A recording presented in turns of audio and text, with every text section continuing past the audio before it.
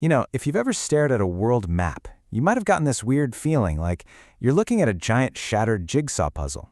Well, guess what? You're not wrong. Today we're going to piece together the incredible story of how scientists finally solved the mystery of our planet's moving surface. So our whole story kicks off with a really simple observation.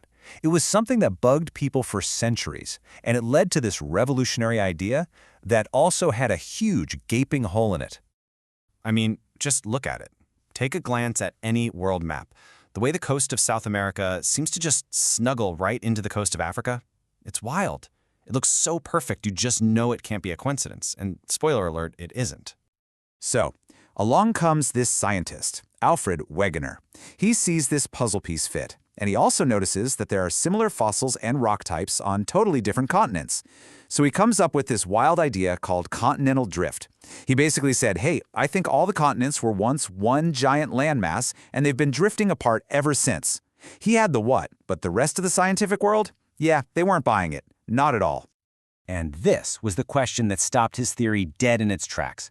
Seriously, what kind of engine, what mind-bogglingly huge force could be powerful enough to push something as massive as a continent across the entire globe? Nobody had a clue. And without a how, without a mechanism, the whole idea of continental drift just got dismissed for decades. To find that missing force, science had to stop looking at the surface of the Earth and start listening to echoes coming from the very heart of our planet. The answer, it turns out, was buried deep, deep underground. So how in the world do you look inside the Earth? Well, you use earthquakes. See, when an earthquake hits, it releases these massive waves of energy. We call them seismic waves that ripple right through the planet. It's a lot like tossing a rock into a pond and watching the ripples spread out. These waves go everywhere, through every single layer of the Earth. So, using these super sensitive instruments called seismographs, scientists could actually track the journey of these waves. And they noticed something really cool. The waves would speed up, slow down, and even bend as they pass through different kinds of stuff. For example, they move faster through solid rock than they do through liquid.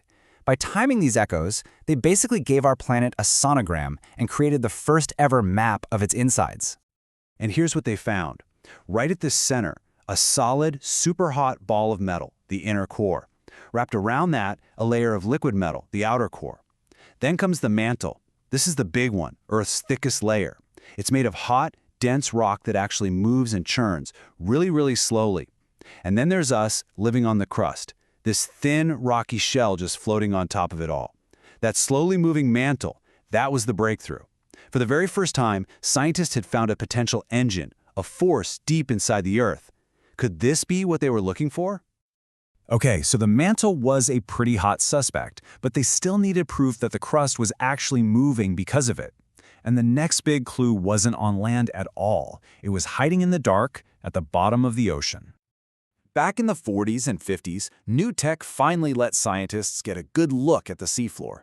And what they found blew them away.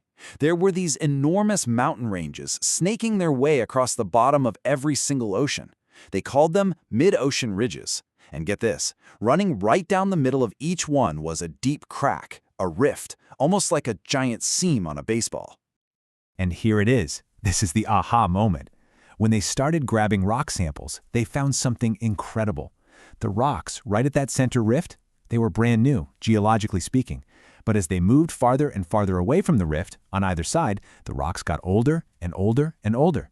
It was a perfect symmetrical pattern, a total smoking gun. The conclusion was just inescapable. The seafloor itself was on the move. New crust was literally being born at these mid-ocean ridges, as magma from the mantle pushed its way up, shoving the older crust out of the way on both sides. They called this seafloor spreading. And there it was, finally, the missing mechanism, the how that Wegener was missing all those years ago. So now they had the engine, the moving mantle, and they had the evidence, seafloor spreading. All the puzzle pieces were finally on the table. It was time to put it all together into one single, powerful, unifying theory. And that theory is plate tectonics. Here's the big idea. Earth's crust isn't one solid piece. It's actually broken up into these massive rocky slabs, kind of like a cracked eggshell. We call them tectonic plates. And these plates are constantly in motion, just floating and sliding around on top of that slowly churning mantle. Wegener's idea about continental drift, It was right, but it was just one piece of this much, much bigger picture. So these plates interact in a few different ways. First, they can move apart from each other. This is exactly what's going on at those mid-ocean ridges. The Atlantic Ocean, for example, is actually getting a little bit wider every single year as the North American and Eurasian plates drift away from each other. They can also crash into each other. Sometimes when two continents collide, the crust has nowhere to go but up, crumpling and forming gigantic mountain ranges. Other times, a heavier ocean plate will dive underneath a lighter continental plate. That's exactly how the massive Andes Mountains in South America were formed. And finally, sometimes plates just grind sideways past one another, but this is never a smooth ride. Their jagged edges get caught, and pressure builds and builds and builds until bam! They suddenly jerk free. That violent release of energy is what we feel as an earthquake. So why is this all such a big deal? Well, because plate tectonics isn't just about shuffling continents around. It's like the master key that unlocks the secrets to almost every major geological process happening on our planet. Think about it. This one theory explains how supercontinents like Pangaea formed and then broke apart. It explains why we have mid-ocean ridges and deep ocean trenches. It tells us why mountains rise up where they do, and it gets to the very heart of why most earthquakes and volcanoes happen. It truly is the cornerstone of all modern geology. So if you take one thing away from all this, let it be this. The ground under your feet is not solid. It's not unchanging. Our world is an incredibly dynamic, living planet that is constantly being remade from the inside out. This whole process has been chugging along for billions of years, and it shows no signs of stopping. Which leaves us with a pretty cool thought to end on, right? If the continents are still moving right now, what's this jigsaw puzzle planet of ours even going to look like in another couple 100 million years?